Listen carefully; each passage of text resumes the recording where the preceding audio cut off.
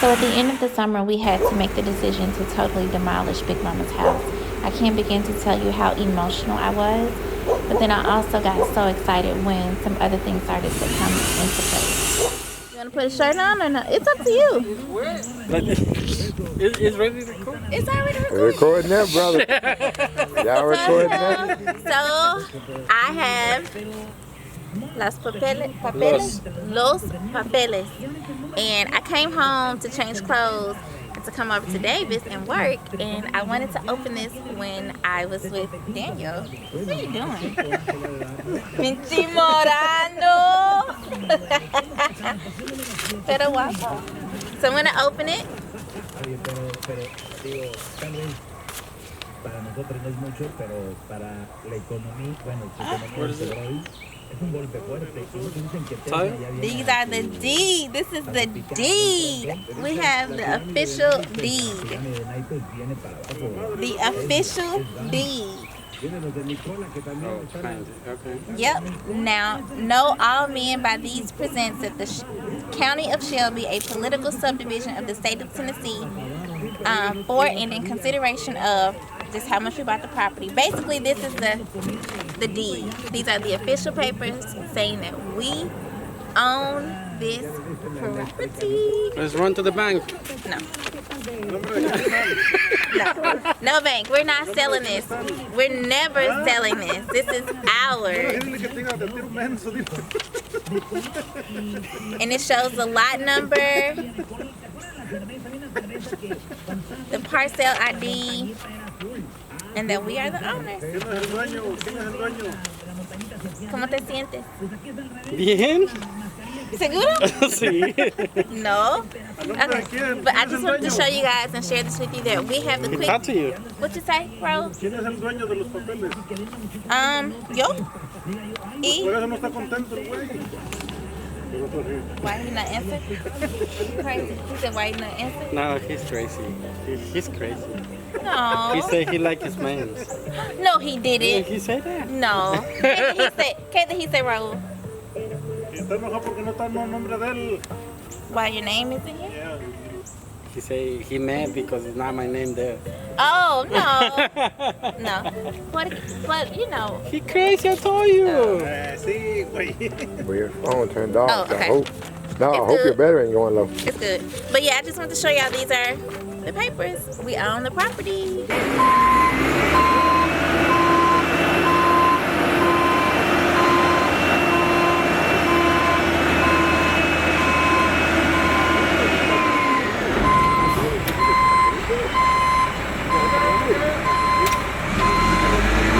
I don't have much to share with you as far as the process, us shopping for materials for the build out, none of that. The only thing I can share with you is that we ordered a trash container from Waste Pro, and we're doing all of the work it requires to clean off the property for the demo trash.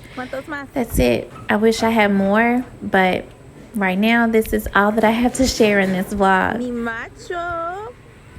Ooh, shake it, baby. Working, Uncle, ain't it? That wasn't no joke, that. Real workout here, brother. Real workout.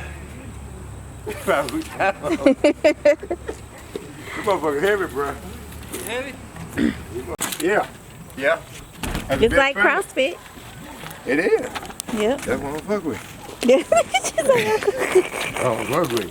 He right, though. He need to cut that motherfucker again, on the right. See, I'm changing my shirt 2 times. I see, baby. Hey, you guys. So,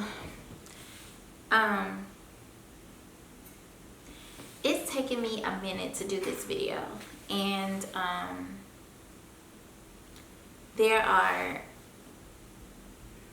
several reasons why, but I won't. It's not time to share all of those reasons why right now, okay? But I wanted to give you an update on Big Mama's house and where we are with the house. I can't remember where we were the last time I posted a video, like what phase we were in. Oh, I remember. We were doing the walkthrough and the plans for the house.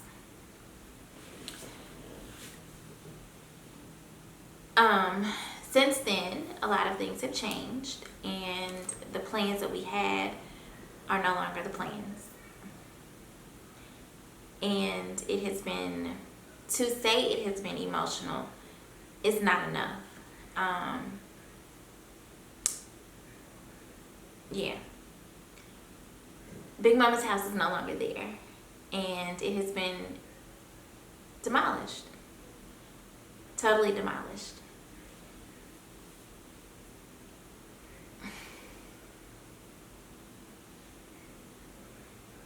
I had to sit with that for a little bit, because when I bought the house, I had dreams to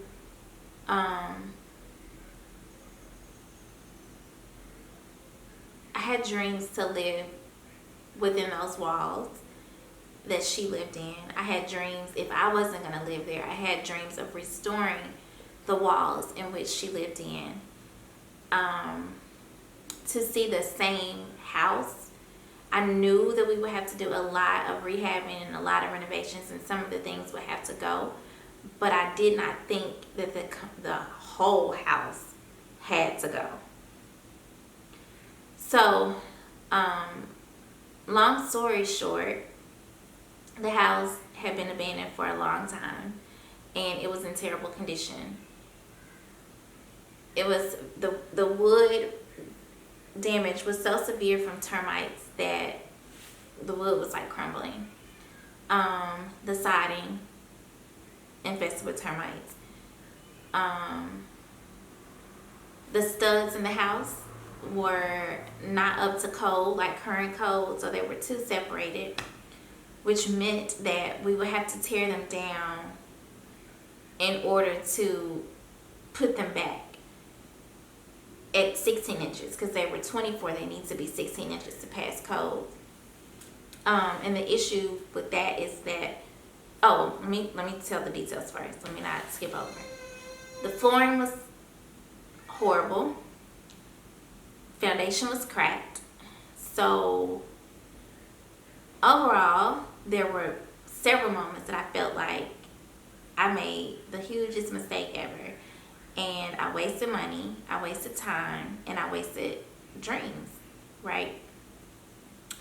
But I thought there was still hope, like we could repair. Daniel said that he was just going in to look at the floor and the siding and all that. Just going in to do that. But when I came over, the house was leaning, like lean with it, rock with it. He had already started demoing. Didn't discuss that with me thoroughly before he demoed my great grandmother's house. But he was saying, oh, we're gonna rebuild, it's fine. Yeah, we made a bad purchase, but I'm gonna see it through. I don't quit, whatever. And so we started looking at the cost of lumber, which is the problem. Currently, the cost of lumber to build a home is